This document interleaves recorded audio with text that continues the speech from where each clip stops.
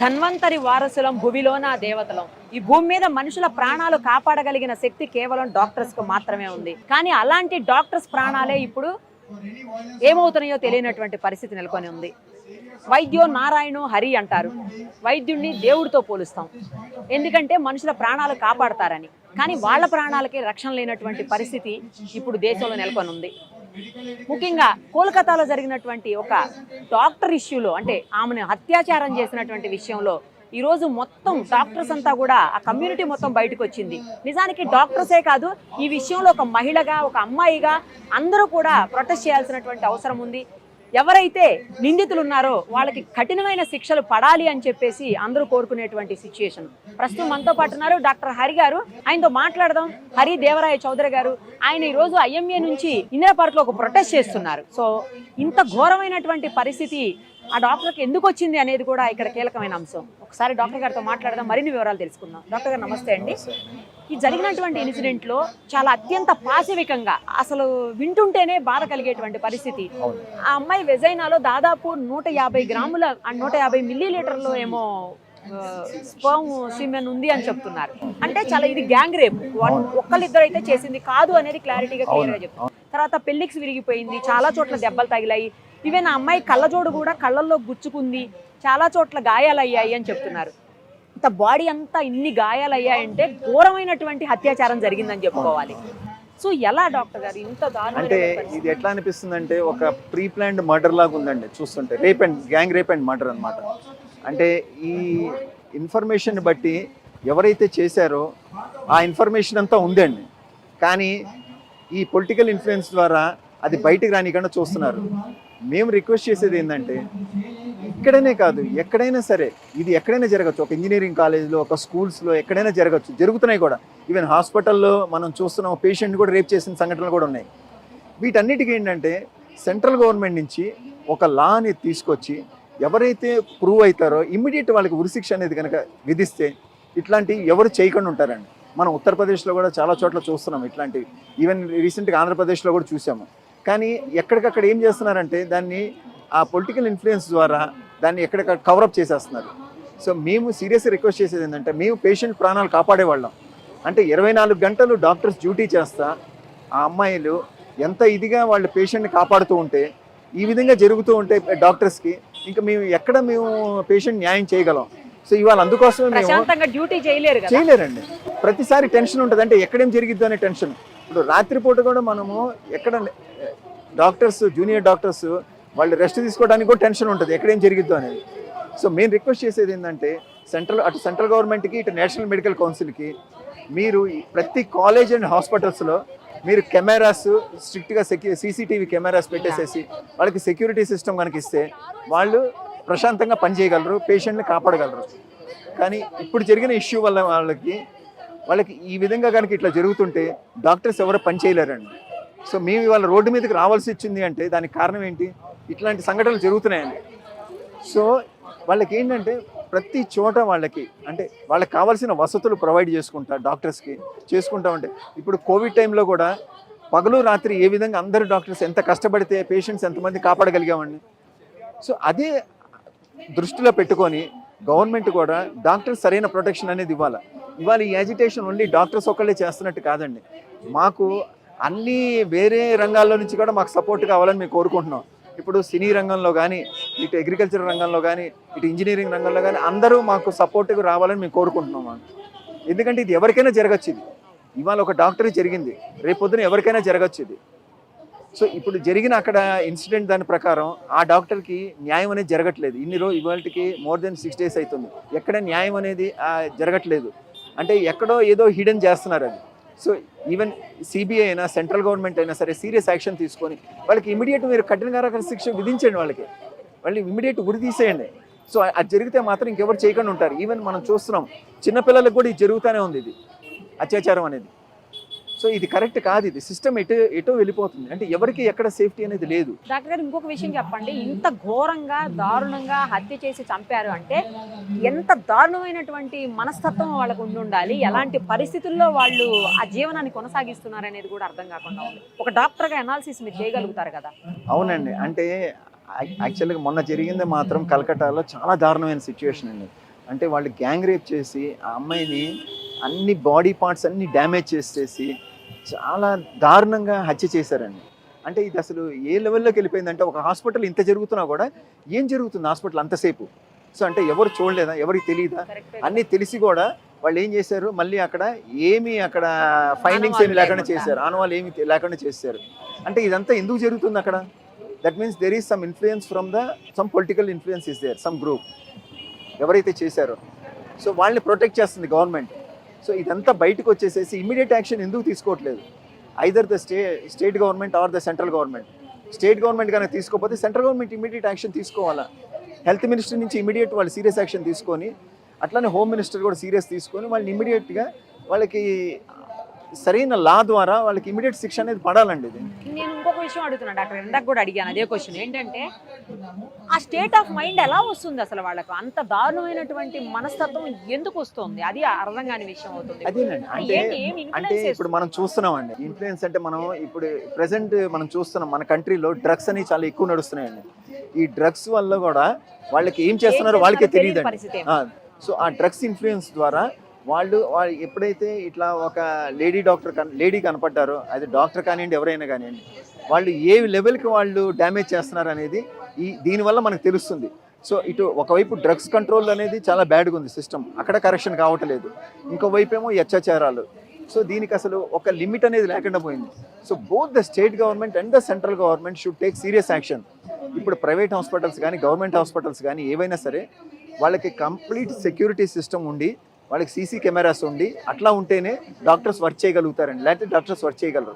ఇది కనుక immediate action కనుక లేకపోతే మేము ఇట్లానే ప్రతిరోజు మేము రోడ్డు మీదకి రావాల్సి ఉంటుంది. ఇవాళ ప్రతి government college and hospital, private hospitals అన్నీ కూడా అన్ని ఓపీఎన్ని క్లోజ్ చేస్తామండి, ఎవరు వర్క్ చేయట్లేదు. సో ఇది కనుక రోజు కంటిన్యూ అయితే ఎవరికి ఇబ్బంది? పేషెంట్స్కే ఇబ్బంది. సో దీని నుంచి బయటకు రావాలంటే ఇమ్మీడియట్ గవర్నమెంట్ అనేది యాక్షన్ తీసుకోవాలి. అంటే ఈ విధంగా కొన్ని ఇంకా కేసెస్, కొన్ని రేప్ కేసెస్ బయటికి రావట్లేదండి. ఇది ఇంత సివియర్ మర్డర్ జరిగింది కాబట్టి, ఇంత దారుణమైన మర్డర్ జరిగింది కాబట్టి ఇది బయటకు వచ్చింది. కానీ కొన్ని రేప్ కేసెస్ కూడా బయటికి రావట్లేదు, కొన్ని చెప్పుకునే పరిస్థితుల్లో కూడా లేరు వాళ్ళు. సో దీనికి ఏంటంటే there must be a serious action where అందరు బయటికి రావాలి. ఎందుకంటే లేకపోతే రేపు పొద్దున జూనియర్ డాక్టర్స్ వర్క్ చేయాలంటే ఏ విధంగా వర్క్ చేస్తారండి వాళ్ళు పాపం డే అండ్ నైట్ కూర్చొని వర్క్ చేసేవాళ్ళు. పీజీ స్టూడెంట్స్ పీజీ సీట్ తెచ్చుకొని వర్క్ చేస్తుంది అమ్మాయి. సో ఆ అమ్మాయిని ఈ విధంగా చేశారు. సో రేపు పొద్దున ఎనీవన్ డ్యూటీలో ఉండగానే జరిగిందండి. రేపు పొద్దున ఇది ఎవరికైనా జరగచ్చండి. అంటే ఎక్కడన్నా ఒక రూమ్లో ఒక లేడీ ఖాళీగా కనపడిందంటే ఎవరో వెళ్ళిపోయి దాన్ని ఇమీడియట్ ఇన్ఫర్మేషన్ ఇచ్చి ఆ అమ్మాయి మీద గ్యాంగ్ రేప్ చేసే అవకాశం ఉంది. ఒక స్కూల్లో కానీ, ఒక కాలేజీలో కానీ, ఒక ఈవెన్ స్కూల్లో అటెండర్ కూడా చేస్తున్నారండి స్కూల్ పిల్లల మీద. సో దీనికి ఏంటంటే ఒక లా సిస్టమ్ అనేది సీరియస్గా రావాలా. ప్రతి స్కూల్లో, కాలేజెస్లో, హాస్పిటల్స్ ప్రతి చోట సీసీటీవీ కెమెరాస్ అనేది కంపల్సరీ ఉండాలండి. వర్కింగ్ కండిషన్ లేదండి అక్కడ. దట్స్ వాట్ అక్కడ కంపల్సరీగా సెక్యూరిటీ సిస్టమ్, అంటే వాళ్ళకి హాస్పిటల్స్కి కూడా సెక్యూరిటీ గార్డ్స్ ఉండాలి, కంపల్సరీ తిరుగుతూ ఉండాలి. అట్లనే సీసీటీవీ కెమెరాస్ ఉండాలి. ఈ రెండు ఉంటేనే వాళ్ళు వర్క్ చేయగలరండి డాక్టర్స్, లేకపోతే వర్క్ చేయలేరండి. సత్వర న్యాయం జరగాలి, అది కూడా స్పీడీ జస్టిస్ జరగాలి. అదే మేము కోరుకుంటుందండి. ఇప్పుడు ఇన్ని రోజులైనా కూడా ఇంతవరకు ఏమీ జరగట్లేదు, ఎక్కడ ఏం జరగట్లేదు. So we want immediate action from the government and we need to have some protection for the doctors who are working day and night. Doctor గారు చెప్పండి, ఇంత ఘోరమైనటువంటి ఇన్సిడెంట్, ప్రాణాలు కాపాడేటువంటి డాక్టర్లని ప్రాణాలు తీసేటువంటి పరిస్థితి వచ్చింది. గతంలో కూడా కొన్ని ఇన్సిడెంట్స్ చూసాం, కానీ ఇంత పాసిఫికంగా అయితే ఎప్పుడు చూడలేదు. Yes madam, actually first of all నేను doctor Kiran Madala madam, Telangana teaching government doctor association state secretary general, అలాగే all India federation of government doctor అసోసియేషన్కి టీచింగ్ వాళ్ళకి కోఆర్డినేటర్గా ఉన్నాను. అయితే ఏదైతే ఉందో ఇది హేమైన ఘటన మేడం. ఫస్ట్ ఆఫ్ ఆల్ ఎందుకంటే మనకి ఫస్ట్ ఆఫ్ ఆల్ ఆమె ఒక 36 గంటలు పనిచేసింది, సిన్సియర్గా పనిచేసి ఒక ఆసుపత్రి వాతావరణంలో మంచిగా పడుకుందామని పడుకుంది. తర్వాత రోజు తను చూడలేదు ఇంకో రోజుని. అంటే ఒక సెక్యూర్ ఎన్విరాన్మెంట్లో ఒక మహిళ అత్యంత ప్రదేశంలో, అంటే చాలా సెక్యూర్ ప్లేస్ అని, అత్యంత ఓల్డ్ కాలేజ్, అది oldest college in India, Calcutta. So అలాంటి కళాశాలలో ఇలాంటి ఘటనలు జరగడం అని అంటే నిజంగా కూడా ఇది ఒక ప్రపంచ దేశాల్లోనే, ఒక పెద్ద ఆయనతో మాట్లాడితే నాకు చెప్పాడు, ఇండియన్ కల్చర్ పై మచ్చ ఇది మన వైద్యులు రాళ్ళు కాదు, మన మహిళకి కాదు దేశానికే సంస్కృతికి పడ్డ మచ్చ అని అన్నాడు. దీన్ని అయితే ఖండించాల్సిందే. ఇది ఒక వైద్యులనే కాకుండా సభ్య సమాజం కూడా సిగ్గుతో తలవంచాల్సిన అంశము. ఇంకా న్యూయార్క్ టైమ్స్ కానీ ఒక అంతర్జాతీయ పత్రికలు ఏవైతే ఉన్నాయో 7 నుంచి 8 పత్రికలు ఈరోజు దీన్ని ఖండించడం జరిగింది. ఇప్పటికీ కూడా అంటే బాధాకరమైన విషయం ఏంటంటే ఇది జరిగిన 9 రోజులకి కూడా ఏదైతే విక్టిమ్స్ ఉన్నారో ఇప్పటికీ మన మధ్యనే తిరుగుతున్నారు. వాళ్ళకి శిక్ష పడలేదు కాదు కదా, ఇంకా విచారణ దశకు కూడా చేరలేదు ఎవరైతే నిజమైనటువంటి దోషులు ఉన్నారో. కాబట్టి ఫస్ట్ ఆఫ్ ఆల్ వాళ్ళని కస్టడీలోకి తీసుకోవాలా దోషుల్ని. ఎందుకంటే ఒక 20 మంది ఇన్వాల్వ్ అయ్యారని ఇందులో అక్కడ తృణమూల్ కాంగ్రెస్ సంబంధించినటువంటి మినిస్టర్స్కి సంబంధించిన వాళ్ళు కూడా ఇందులో ఇన్వాల్వ్ అయ్యేది మనకి ప్రైమా ఫేషి ఎవిడెన్స్లో తెలుస్తుంది. దోషులు ఎంత వాళ్ళైనా సరే వాళ్ళని ఫస్ట్ ఆఫ్ ఆల్ విచారించి నిజంగా ఎవరైనా చేస్తుంటే వాళ్ళు ఏ స్థాయిలో ఉన్నా శిక్షించాలా. ఫస్ట్ ఆఫ్ ఆల్ ఇప్పటి వరకు జరగలేదు. బాధాకరమైన విషయం ఏంటంటే 9 రోజులు గడుస్తున్నా, ఒక మహిళ చనిపోయి ఇన్ని రోజులు గడుస్తున్నా కూడా నిజంగా ఇప్పటి వరకు మేము కోరుకున్నటువంటి బేసిక్ థింగ్ ఆమెకు న్యాయం జరిగే విషయంలో విచారణను కూడా తీసుకోలేదు అనేది చాలా బాధాకరమైన విషయం. ఏదైతే మీరు అనేది ఏంటంటే ఇక్కడ చాలా అంశాలు మనము తీసుకోవాల్సింది ఏంటంటే ఇక్కడ వైద్యులకి భద్రత లేదు. ఫస్ట్ ఆఫ్ ఆల్ ఈ భద్రత లేకపోవడం వల్లే మేడం ఇదంతా జరుగుతుంది. హాస్పిటల్లో, ప్రభుత్వ హాస్పిటల్లో కూడా ఒక అంతర్గత భద్రతని పెంచాలి. ఇది ప్రభుత్వం, కేంద్ర ప్రభుత్వం ఒక నియామకాలు తీసుకొచ్చి రాష్ట్ర ప్రభుత్వానికి తీసుకురావాలి. ఇంకోటి NMC ఏదైతే ఉందో వైద్య కళాశాలలకు విచ్చలవిడిగా పర్మిషన్ ఇవ్వడము లేదు. కేంద్ర ప్రభుత్వం కూడా ఏదో 2014లో 100 సీట్లు ఉన్నాయి, ఇప్పుడు నేను 1000 సీట్లు తెచ్చాను అని చేయడం జరిగింది. ఇవన్నీ చెప్పుకునే ముందు నువ్వు 100కి 1000కి సీట్లు పెంచే క్రమంలో నువ్వు అసలు ఫెసిలిటీస్ పెంచే దాని మీద ఏమన్నా చూపిస్తున్నారా, ఆ దృష్టి సారిస్తున్నారని ఈరోజు మేము ప్రశ్నిస్తున్నాం. కాబట్టి మీరు ఏం చేసినా కూడా సంస్కరణలు స్లోగా చేయండి, మంచిగా చేయండి. ఇట్లా విచ్చలవిడిగా మీరు కాలేజీలు పెంచి విచ్చలవిడిగా సీట్లు పెంచితే ఇలాంటి యాక్సిడెంట్లే జరుగుతాయి. కాబట్టి NMC కూడా సంస్కరణలు రావాలి, అంతర్గత భద్రత మీద కూడా కేంద్రీకరించాలి, మౌలిక సదుపాయాల మీద కూడా బాగా జరగాలి. ఎందుకంటే ఆసుపత్రులు బాగా బలిష్టంగా ఉంటేనే పేషెంట్కి సరైన వైద్యం జరుగుతుంది. ఏదో పేరుకి హాస్పిటల్ కట్టాము, మెడికల్ కాలేజ్ కట్టామంటే దాంట్లో బేసిక్ ఫెసిలిటీస్ లేకపోతే దానివల్ల ప్రజలకు ఉపయోగం లేదు, ప్రభుత్వానికి ఉపయోగం లేదు. అందులో పనిచేసే వైద్యులు కూడా కూర్చోడానికి చేరలేవు మేడం. కొన్ని బాధాకరమైన విషయం ఏంటంటే మహిళలు పురుషులనే కాకుండా కూర్చోడానికి కూడా చేరలేని కళాశాలలు, బాత్రూమ్స్ లేని కళాశాలలు, రూమ్స్ లేని కళాశాలలు దేశంలో కొన్ని వందలు ఉన్నాయి.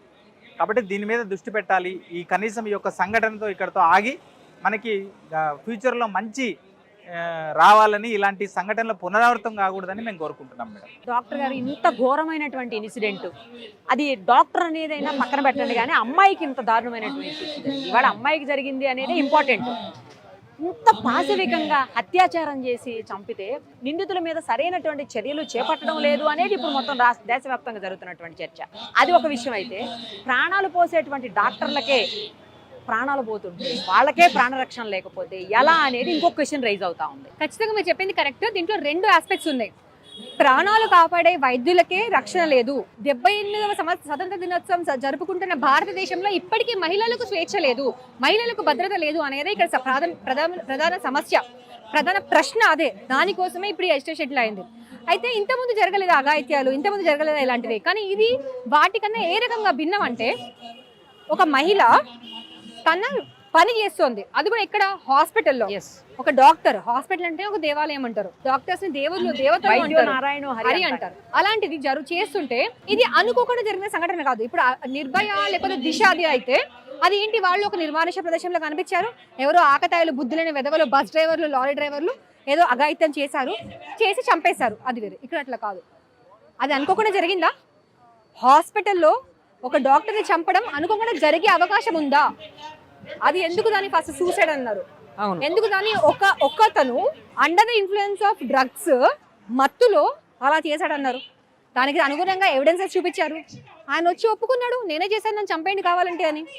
ఫోరెన్సిక్ రిపోర్ట్ తర్వాత లేదు, ఇది ఒక్కరు చేసిన పని కాదు, అంత దారుణంగా పక్కటెముకలు విరిగిపోయి, మెడ గొంతు వెనుకలు విరిగిపోయి, కళ్ళల్లోకి గాజులు కూర్చుకొని, నోట్లోంచి రక్తం, ప్రైవేట్ పార్ట్స్ నుంచి రక్తం లేదు. ఆమె శరీరంలో అంత సెమెన్ లభించింది. ఒక్కరు చేసిన పని కాదు కాబట్టి ఒక్కరి పని కాదు, ఇది సామూహిక అత్యాచారం అని తెలిసినప్పుడు హాస్పిటల్లో సామూహిక అత్యాచారానికి అవకాశం ఉంటుందా? అవకాశం ఉండదు. ఖచ్చితంగా ఇది ప్లాన్డ్ గా జరిగిన చర్యనే, ప్లాన్డ్ గా చేసిన విషయమే. అందుకని దాన్ని హైడ్ చేయడానికి ఇంత ప్రయత్నం జరుగుతుంది. అందుకని ఆ హాస్పిటల్ మీద ఒక 1000 మంది మాబ్ దాడి చేసి ధ్వంసం చేశారు. ఎప్పుడు 3-4 రోజుల తర్వాత. ఎందుకు చేశారు? 1000 మంది మాబ్ని మీరు నేను గ్యాదర్ చేయగలుగుతామా అండి? 1000 మంది మాబ్ ఎట్లా వస్తారు, ఎప్పుడు వస్తారు? దాని వెనకాల ఎంత పెద్దది ఉంటే అంటే వేల కోట్ల ఇన్వాల్వ్మెంట్ ఉంటే తప్ప, ఎంతో పెద్ద పొలిటికల్ ప్రెషర్ ఉంటే తప్ప పాసిబులా? ఎందుకు వచ్చారు? ఎందుకు అన్ని ఎవిడెన్సెస్ని బ్రేక్ చేయడానికి ట్రై చేశారు? ఖచ్చితంగా ఇక జరిగింది ఏంటి అంటే ప్రశ్నించే ఒక గొంతుకని నులివేశారు అంతే. ఆమె దేనికోసం ఫైట్ చేస్తుంది, ఏదో బయటికి తీసుకోవడానికి ట్రై చేస్తుంది. అది రాకుండా ఉండడం కోసం ఇదొక ప్లాన్డ్ మర్డర్. ఆమె పొందినటువంటి మరణము ప్రపంచంలో ఎవ్వరూ పొందకూడదు. ఎంతో దారుణాలు చేసిన రేపిస్ట్లని, మర్డరర్స్ని మనం ఎంత జాగ్రత్తగా చూసుకుంటాం, జాగ్రత్తగా వాళ్ళకు మరణశిక్ష అన్నా కూడా ఎంత జాగ్రత్తగా ఇస్తాం. అలాంటిది ఎవ్వరూ అనిపించకూడదు. మేము చేసాం డ్యూటీస్, చీకటి రూమ్స్లో ఏ ఫెసిలిటీస్ లేని ప్లేస్లో టార్చ్ లైట్లు వేసుకొని వెళ్ళి మరీ వర్క్ చేసాం.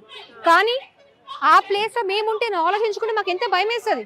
ఇంకా ముందు ఇంకా దారుణమైన పరిస్థితులు ఫేస్ చేసే అవకాశం ఉంది. డాక్టర్స్ కానీ, మహిళా డాక్టర్స్ కానీ ఇన్ని మెడికల్ కాలేజెస్ చేస్తున్నారు, ఏ మాత్రం ఫెసిలిటీస్ లేకుండా.